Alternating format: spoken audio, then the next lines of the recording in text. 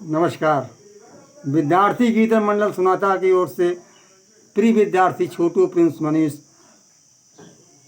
उमेश और अन्य समस्त प्रिय विद्यार्थी मित्रों की ओर से आज़ाद हमारे 108 यूट्यूब चैनल में आप सभी विद्यार्थी मित्रों, प्रेम बंधुओं का हार्दिक स्वागत वंदन करता हुआ अभिनंदन करते हुए हम दे रहे नारी माँ पर मैंने जितना बड़ा लेख लिखा इतना मैंने कोई लेख लिखा ही नहीं है।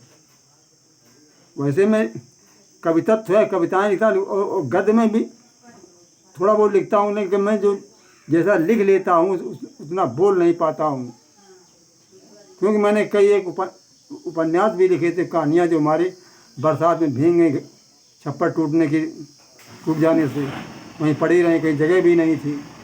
तो अब आप लीजिए,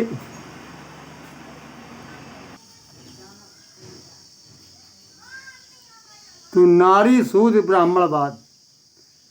तो नारी को ब्राह्मणवाद ने, ब्राह्मणी ग्रंथों ने इतना नीच दर्शा दिया, उन्हें बंद करके कोठरी में उन्हें एक कैदी के रूप में रखा गया, क्योंकि नारी में शक्ति है, शूद्र में शक्ति है।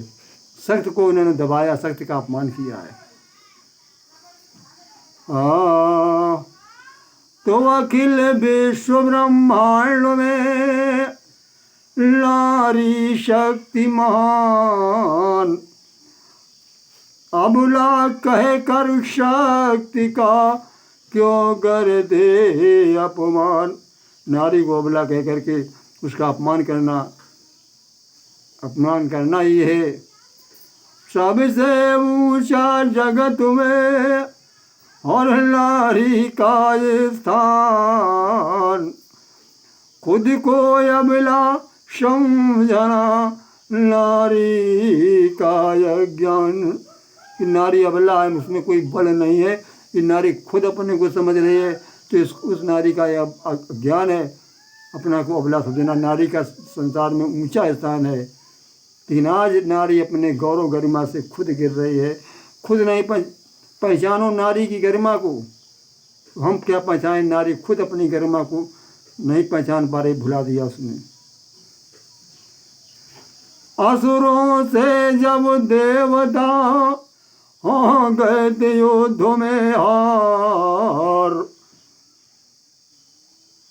नर नारी तब नारी ने किया असुरों का संहार।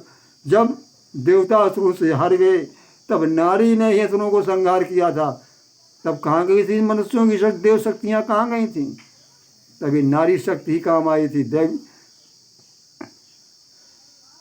सृष्टा ने सभी को दिया, नर नारी के पास जो, हाँ नर नारी के पास जो जीवन शक्ति विवेक, सृष्टा ने सबको दिया उत्तम तोहफा एक। सृष्टा ने हमको दिया उत्तम तोहफा एक। सृष्टा ने जिसने संसार की रचना की, उसने एक नर नारी माने मानव जीवन को एक तोहफा दिया है। वाणी का हम बोल लेते हैं, भाषा का दिया है। उचित प्रयोग विवेक का गरिदा जो इंसान, आजाद वही संसार में बनता व्यक्ति मान। वही व्यक्ति, वही नारी, वही मानव संसार में महान बनता है, जिसने अपने विवेक को उचित प्रयोग किया, अपने विवेक बुद्धि का उचित प्रयोग किया है।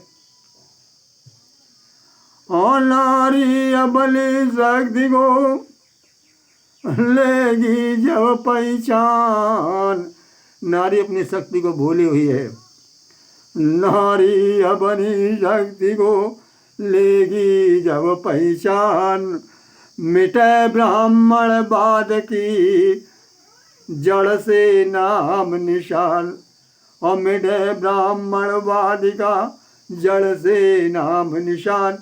ये ब्राह्मणवादियों के चक्कर में ये नारियां ही पड़ रही है। जो लोग ठग जाते, हाथ दिखाते, कहीं शनीचर बताते, कहीं कुछ बताते, ये नारी का विवेक है। यही ब्राह्मणवाद मूर्ख बना देते हैं कि काली लगी है, कोई देवता जखई लगा है। नीच लही है लारिया, नीच लही है लारिया, दोल का सम्मान। और नर नारी के मेल से होता है उत्थान।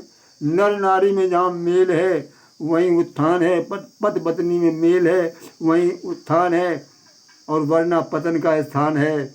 इसलिए नारी नीच नहीं, नारी को कुछ सम्मान मिलना चाहिए, ऐसे हमारे वेदों में वर्णन आया है।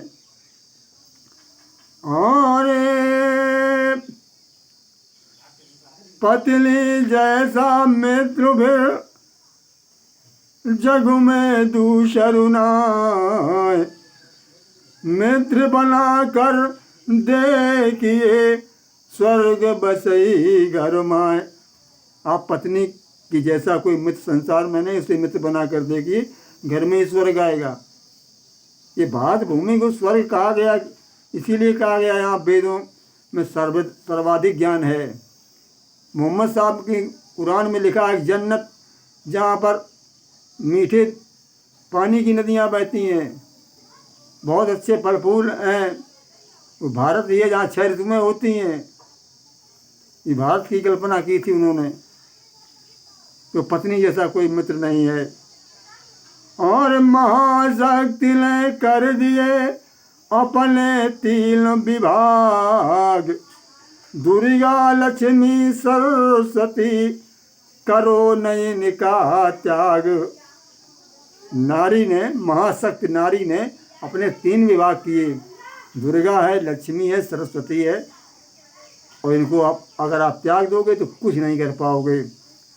आचार्य चाणक्य ने कहा दंपति नाथ कलहो तत्व स्वयमेव श्री आगता, दंपति कलहो नास्ति तत्व स्वयमेव श्री आगता। जहाँ पर पति पत्नी में झगड़ा नहीं होता है, मेल होता है, वहाँ पर लक्ष्मी स्वयं आकर के निवास करने लगती है। अब इसके आगे दूसरा वीडियो देंगे। नमस्कार।